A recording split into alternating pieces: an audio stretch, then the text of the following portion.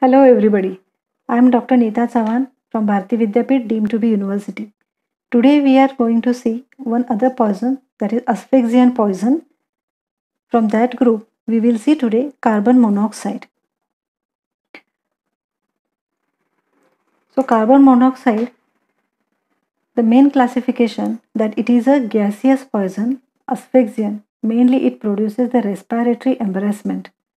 Examples from the asphyxian poisons are carbon monoxide along with carbon dioxide, sewer gases, war gas, tear gas, hydrogen sulfide. So the route of the entry of this poison is by inhalation. As it is the respiratory poison, so the route of entry is by inhalation only. Then it is a main colorless, odorless and non-irritant gas which cannot be perceived by the senses.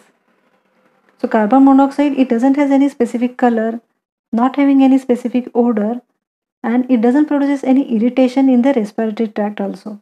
So we cannot perceive the presence of it, and because of that the toxicity may occur. It is found by incomplete combustion of carbon and organic matter. Carbon monoxide reduces the oxygen carrying capacity of the blood.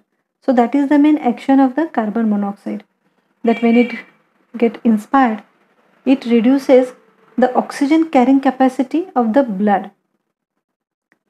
Main sources or the principal sources of the carbon monoxide are coal tar gases.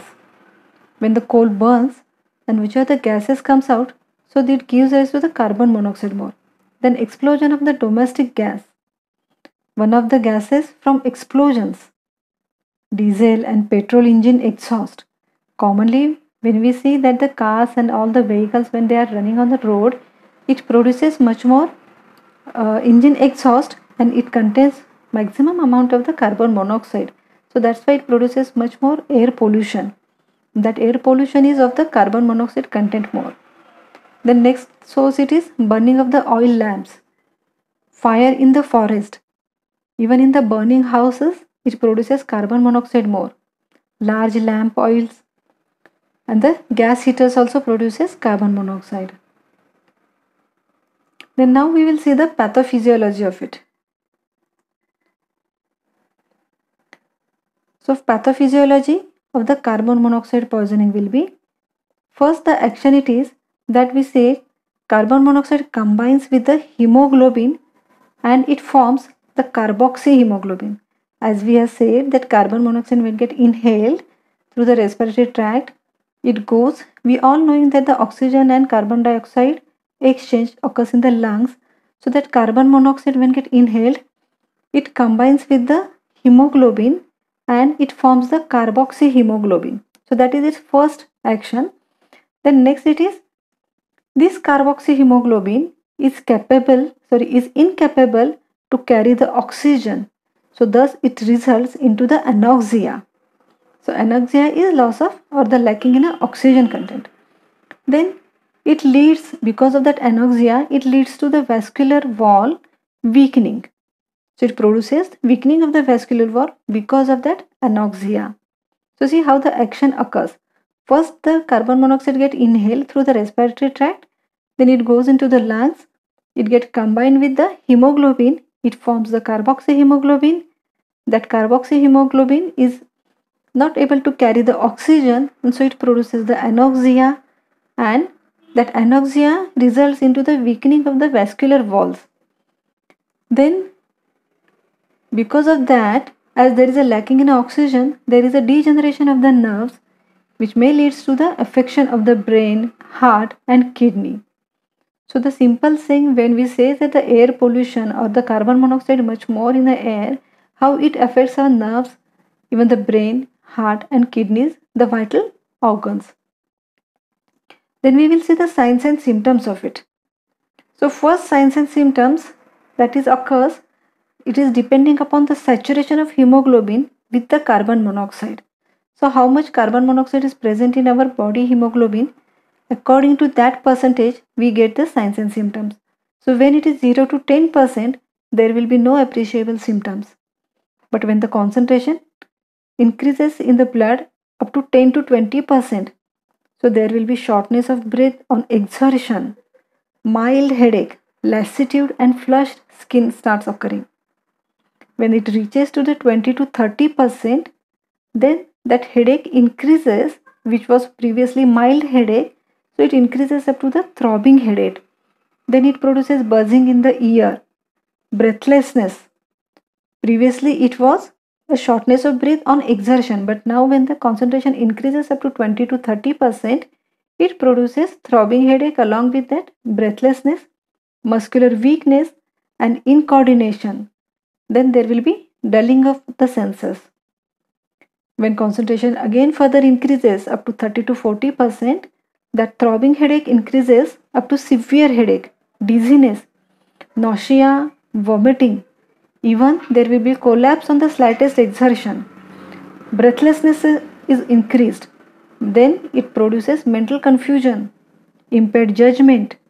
The person is not able to judge the situation, so where he is stuck up, what he has to do, then whether he has to run or not, everything get impaired. Then the severity of the affection is also impaired. Then it produces the muscular weakness and incoordination. Then there will be dimness of vision. When the concentration increases again more up to 40 to 50%, all the symptoms get intensified. It may be mistaken with the drunkenness, as there is an incoordination. Then staggering gait will start. Then the mental confusion is also increases. Loss of memory, palpitation and dyspnea. So even at the slightest exertion, even at the sitting position or in a standing, there will be breathlessness starts. Then there will be loss of memory. And then as we have seen, because of the anoxia, it also affects the heart. So it produces the palpitation. Because of the muscular weakness, there will be staggering gait, incoordination. The person has impaired judgment, so there is a mental confusion. When again the concentration increases up to 50 to 70%, there will be intermittent asphyxial convulsion starts. As the nerves are also affecting, so there will be intermittent asphyxial convulsions. Then coma, chain stroke respiration. That person tries to gasp the air, so there will produces the chain stroke respiration. And lastly, the respiratory paralysis will occur and it produces the death.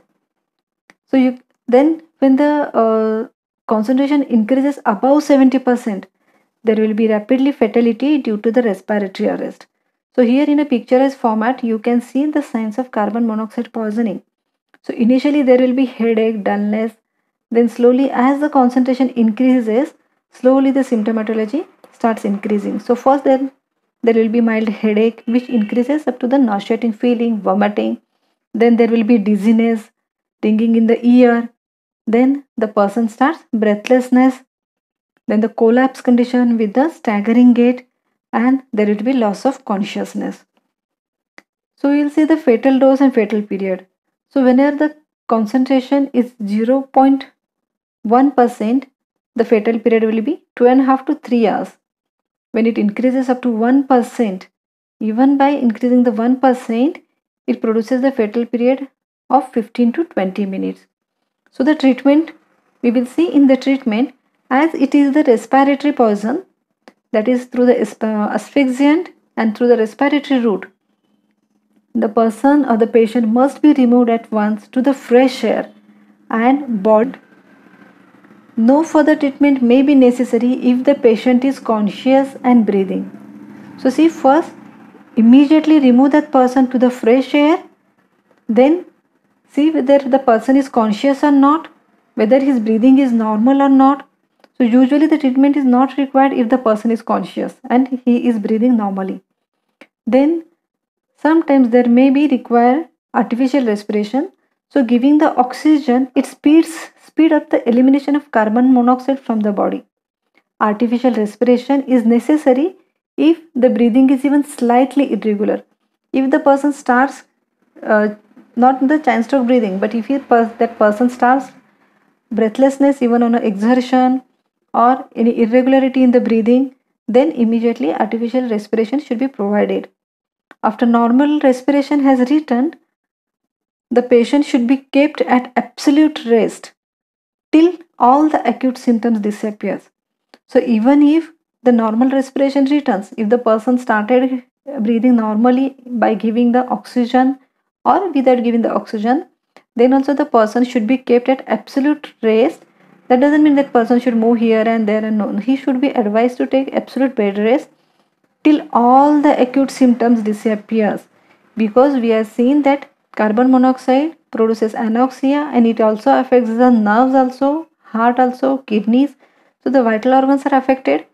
So to all the carbon monoxide should get eliminated from the system, for it requires some time.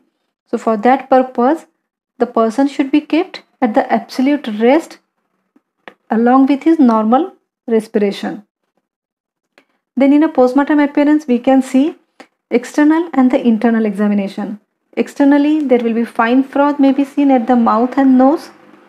The color of the skin, especially in the areas of postmortem staining, and in a fair skinned person, it is a bright cherry red color. You can see how the bright cherry red color can be seen. If the person is much more fair, it can be easily seen. So the postmortem appearance, there is a postmortem staining is of bright cherry red color if the saturation of carbon monoxide in a blood exceeds about 30%.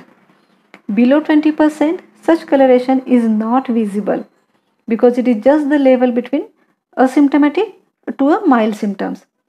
Skin blisters may be seen on the areas such as axilla and the inner side of the thighs. So that means where the friction areas are there skin blisters can be seen.